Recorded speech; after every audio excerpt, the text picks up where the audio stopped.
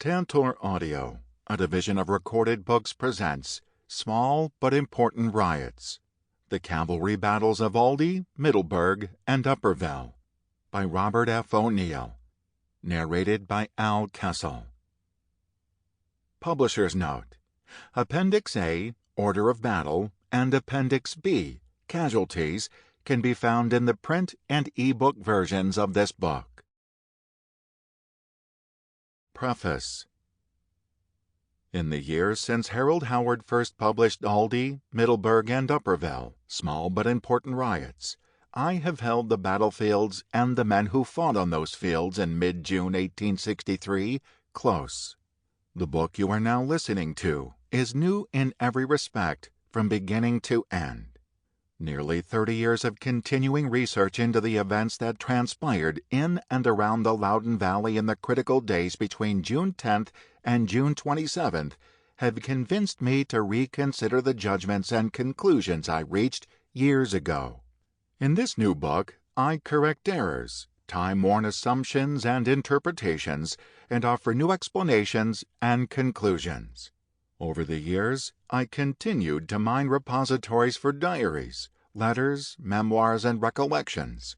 But the larger battles at Brandy Station and Gettysburg, which bookend the fights at Aldie, Middleburg, and Upperville, dominated the memories of soldiers trying to describe the momentous events of June and July 1863. The advent of digitized newspaper archives has brought many new accounts to light in recent years, but no source has proved more critical to understanding the fighting in Loudoun Valley than the contemporary military records held by the National Archives. The editors of the official records had a staggering task, deciding what documents should or should not be included in the published records. They sifted countless thousands of telegrams, letters, orders, reports, and other documents, including some and excluding others. Their decisions continue to influence many of the conclusions we hold regarding the war. Over several decades, I examined many of the documents excluded from the official records and read more than 300 pension applications from men wounded in the fighting or from family members of those killed in the Loudoun Valley. In time, a new story emerged.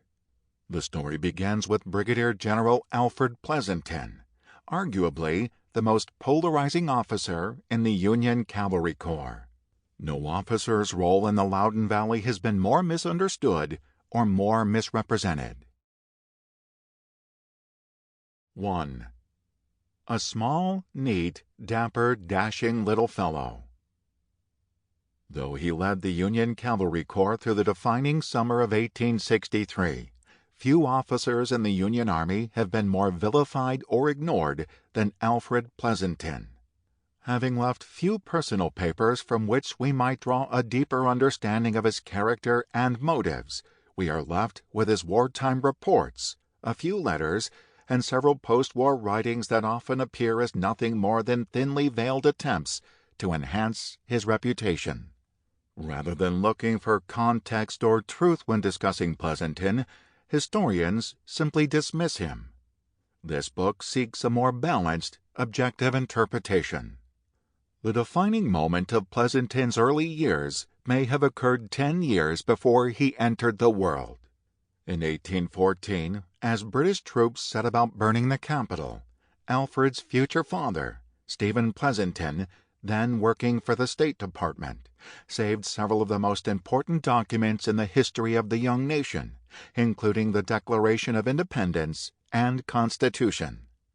His efforts made him a bit of a celebrity, if not a national hero. 25 years later, his son Alfred sought an appointment to West Point. Too young to be enrolled, Alfred attended a preparatory school, where he impressed his instructors with his conduct and good study habits. He had, one instructor opined, a mind capable of acquiring knowledge readily, and appeared admirably suited, both mentally and physically, to succeed in the military academy. Then, on the cusp of their goal, father and son had their hopes dashed. 2 members of the same family could not attend the academy, and Augustus, Alfred's older brother, had graduated in 1822. Hoping his influential friends remembered his service in 1814, Stephen Pleasonton sought an exception in his son's case. Several acquaintances, including General Charles Grachette, former chief engineer for the Army, agreed, and the Secretary of War waived the prohibition. In his letter of acceptance, Alfred thanked the Secretary for the appointment and promised, "I shall in some measure repay you by proving myself worthy of your confidence." After graduating a respectable 7th out of 25 in the class of 1844, Pleasonton reported to the 1st U.S. Dragoons as a brevet second lieutenant at Fort Atkinson, Nebraska Territory. In early 1846, he transferred to the 2nd U.S. Dragoons in time to accompany General Zachary Taylor's army to Mexico, later receiving brevets for gallantry at Palo Alto and Resaca de la Palma. After assignments at Fort McHenry, Maryland, Carlisle Barracks, Pennsylvania, and Santa Fe, New Mexico Territory, Pleasonton sought a staff position in California. Finding the position had already been filled, he obtained a leave and immediately returned to Washington, possibly to be with his mother before she died. In 1851, First Lieutenant Pleasonton returned to New Mexico Territory, leading his company in at least one minor action against the Apaches before returning east in 1853. 2 years later, following the death of their father, Augustus Pleasonton asked the Secretary of War if Alfred might be transferred to duty in the nation's capital, where he could look after his sisters. Augustus also mentioned Alfred's health as being so precarious as to prevent him from resuming duty in the field. When the Secretary denied his request, Alfred sought a transfer to a new regiment then being organized, hoping to gain a promotion in the process. The War Department again denied his request, possibly because he had breached protocol by sending his request directly to the President. In 1855, Colonel William Harney successfully petitioned for Pleasonton's promotion to captain. The following year, Pleasonton accepted a position as Harney's adjutant general. The Army turned to Harney repeatedly during the 1850s, whenever an uprising or insurrection needed to be quelled by force. Harney had a reputation as a tyrannical officer, brutal and pitiless to soldiers, civilians, and enemies alike. Physically imposing, he had no qualms about brawling with his men, abusing animals, or quarreling endlessly with his superiors. At least one officer questioned his sanity. By almost any measure, Harney did not represent a positive role model or mentor, but he got things done, and in the years immediately preceding the Civil War, he mentored Captain Pleasonton. The War Department ordered Harney to Washington, D.C. in June 1860. Though Pleasonton had orders to rejoin the 2nd Dragoons in Utah, he accompanied Harney to Washington instead, possibly at the general's urging. In September, Harney sought to send his protege to Europe to report on the improvements introduced into the cavalry during the Crimean War. To no officer in the cavalry arm could such a mission be better entrusted than to Captain Pleasonton, Harney declared. His long service in the Dragoons, covering a period of 16 years in every climate of our country, as well as during the Mexican War and our recent Indian troubles, eminently entitles him to such a distinction. Harney touted his aide as active, industrious, intelligent, and efficient, but, as other officers, including George McClellan, had already made similar trips on behalf of the Army, the War Department denied his request. Following the fall of Fort Sumter, and having again circumvented the chain of command, Pleasonton organized troops in Pennsylvania and Delaware. Exactly when he rejoined his own regiment remains uncertain, but in February 1862, Pleasonton, now a major, found himself commanding his regiment, redesignated the 2nd U.S. Cavalry by reason of seniority. During the spring and summer of 1862, Pleasonton and his understrength regiment served as part of General McClellan's escort during the Peninsula Campaign. His close association with the Army commander proved beneficial. Pleasonton received a promotion to Brigadier General of Volunteers in mid-July and took command of a cavalry brigade shortly thereafter. 1 month later, after McClellan had been ordered to abandon his failed campaign and evacuate his army by water, tempers flared over trivial affronts and minor infractions of protocol as officers sought space aboard ships for their own commands. Pleasonton had spent little time in the field as a company officer, and as a result had little experience mediating disputes. Having been mentored by the argumentative Harney, Pleasonton proved quarrelsome and a stickler for protocol. Used to bending or breaking Army procedure as he saw fit, Pleasonton now fought others who did the same and gained a reputation as a martinet in the process. Harney might have beamed with pride when one officer termed Pleasonton tyrannical. McClellan, however, spoke of the cavalryman as a most excellent officer, who had covered the evacuation of the army most admirably. The young general had found another benefactor. In September, as McClellan pursued Lee into Maryland, Pleasonton, who had never led more than a company prior to the war, took command of a cavalry division of 14 regiments and 4 brigades.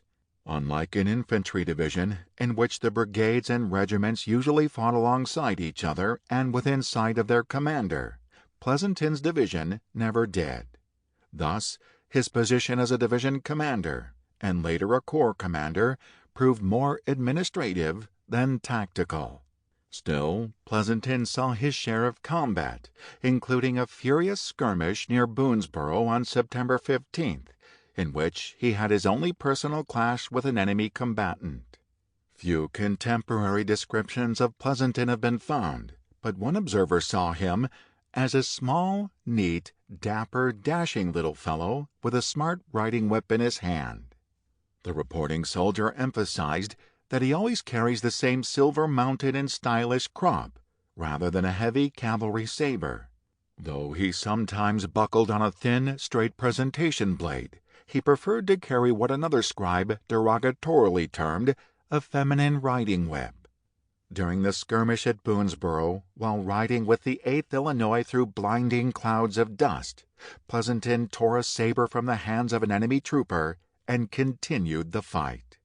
Though he participated in other cavalry attacks during the war, several critics accused him of cowardice during the Maryland campaign. Such accusations continue to taint his reputation, but one rings hollow. 9 months after the fact, Charles Francis Adams, Pleasonton's most virulent and oft-quoted critic, accused Pleasonton of sending his cavalry into a hell of artillery fire at Antietam, while he got behind a bank and read a newspaper. In fact, Pleasonton had sheltered the entire command in a creek valley, including Adams, who later admitted he went to sleep in the safety of the valley during the monotonous cannonade. 2 days later, however, during a fight at Shepherdstown, another trooper derisively said of Pleasonton that he ran off and left us to our fate. Written later the same day, the immediacy of the trooper's claim is not easily dismissed. General Pleasonton's limitations as an intelligence officer also came under scrutiny during the Maryland campaign. With little experience in the field, he never developed a skill for or an interest in intelligence gathering, even though his cavalry served as the eyes of the Army. His time at Army headquarters during the Peninsula Campaign, working for a man with a similar lack of interest in the vital task of collecting information, had done little to spark his interest or develop his talents. Hampered by McClellan's infamous short leash for his horse soldiers, Pleasonton relied upon civilians, slaves, and Southern prisoners for information. Unwilling to verify the reports he received, he usually accepted them at face value and often offered wildly inaccurate conclusions. But McClellan must also shoulder some blame for holding his troopers on a short tether and encouraging caution over initiative. And, as he employed Alan Pinkerton to gather and assess information, the Army commander may have seen no reason to demand more from his cavalry. Even in the heat of battle, McClellan limited his horsemen, generally holding them back to support artillery or deliver messages rather than protecting his army, seeking the enemy, or searching for weak points to be exploited. Then, on October 10th, Major General James Ewell Brown "Jeb" Stuart led 1,800 Southern troopers on a raid to Chambersburg, Pennsylvania. McClellan sent Pleasonton in pursuit, but over the next 3 days Stuart embarrassed them, riding around the Union Army for the second time in 4 months. As Pleasonton exhausted his horses in a futile chase, McClellan positioned other troops to block Stuart's escape routes back across the Potomac River. Stuart's audacity and predilection for doing the unexpected, combined with the failure of Union efforts to pin the Confederates against the river, bore lasting consequences for Pleasonton, as well as his former commander, George Stoneman. George Stoneman, West Point class of 1846, had spent much of his pre-war career chasing Mexican bandits along the Rio Grande River in southeast Texas. No dapper cavalier, Stoneman presented an Old Testament biblical visage, suggesting a lack of humor. One observer saw him as a lithe, severe, gristly fellow, who struck some as a brusque, hard disciplinarian, and others as a generous-hearted, whole-souled companion. Promoted to brigadier in 1861, Stoneman served as George McClellan's chief of cavalry during the Peninsula Campaign before taking a medical leave in July 1862. After regaining his health, Stoneman returned to the Army at the head of an infantry division exactly 1 month prior to Stuart's setting out on his raid into Pennsylvania.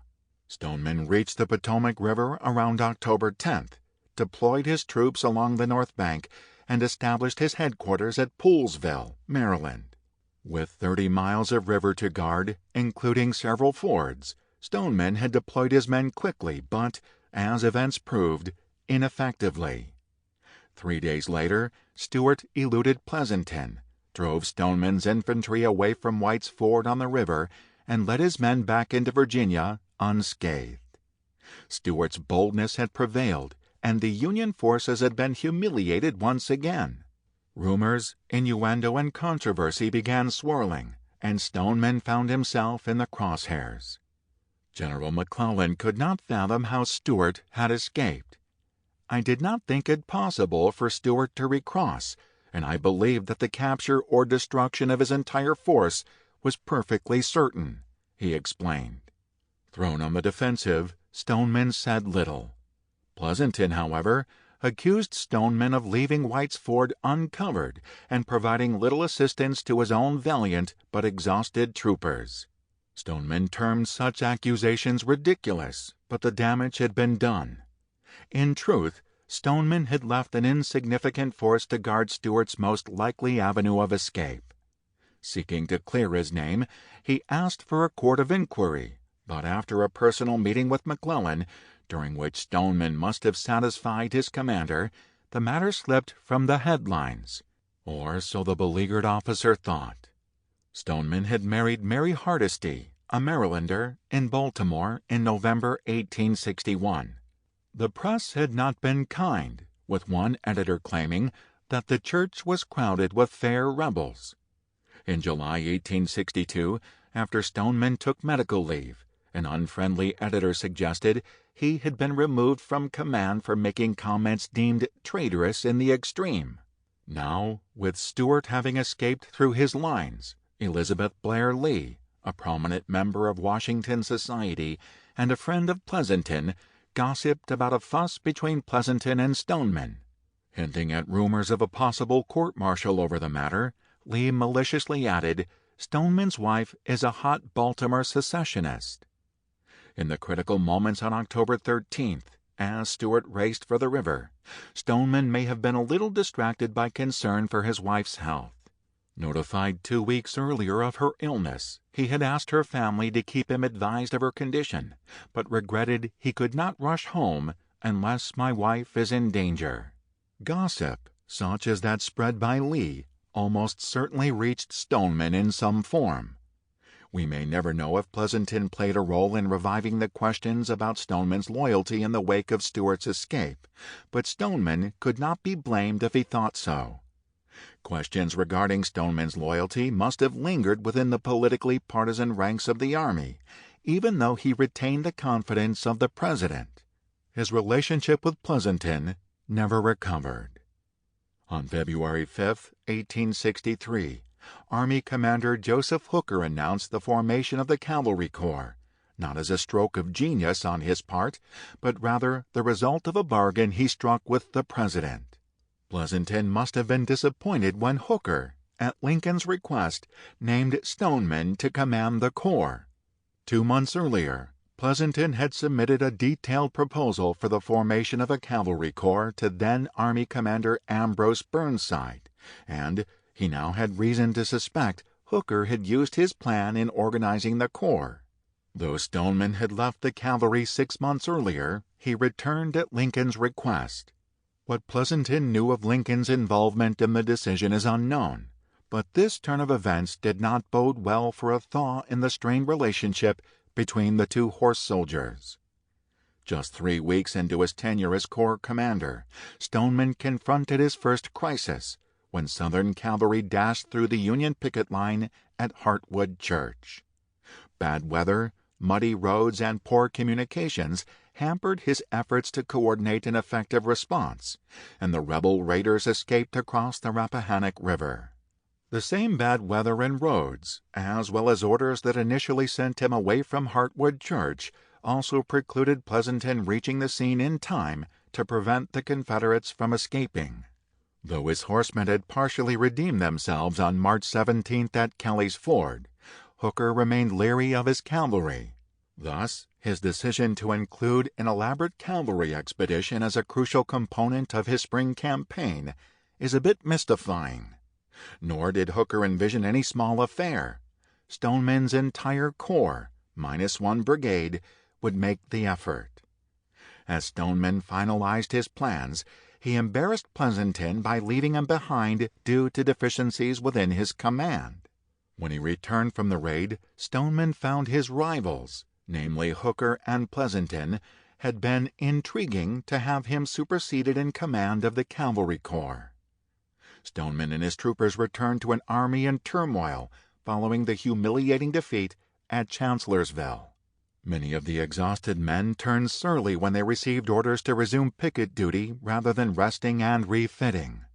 Several officers blamed Pleasanton as the cause of their misery, but they offered their complaints from a distance. Lieutenant George Custer, however, had spoken with Hooker, Stoneman, and Pleasanton in the wake of the raid. A new member of Pleasanton's staff, Custer knew Hooker and Stoneman are very much opposed to each other, though he said nothing of the man he worked for.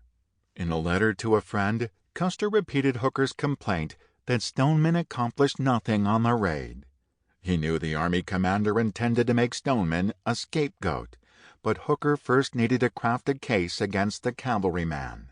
In the aftermath of the defeat at Chancellorsville, a story took hold that Pleasanton had saved the Army on the evening of May 2nd, in the wake of Lieutenant General Thomas Stonewall Jackson's crushing flank attack. During the wee hours of May 3rd, correspondent William Swinton cobbled together an account of the previous day's fighting for the New York Times. Swinton credited Pleasanton with turning back a dozen pieces of artillery taken from the flying 11th Corps and planting them in a favorable position at Hazel Grove, while he drew up his little brigade of cavalry to protect the guns. After ordering the guns to be double-shotted with canister, words which later appeared in the campaign reports of both Pleasanton and Major General Daniel Sickles, Pleasanton opened a murderous fire upon the enemy. The successful check of the advancing foe, Swinton concluded, is in no small degree owing to the indomitable energy of the gallant soldier, Alfred Pleasanton. Though Swinton did not credit Pleasanton as his source, the general had made similar comments in earlier messages to Hooker. A solid element of truth runs through the story. Pleasanton had been present during the frenzied action at Hazel Grove.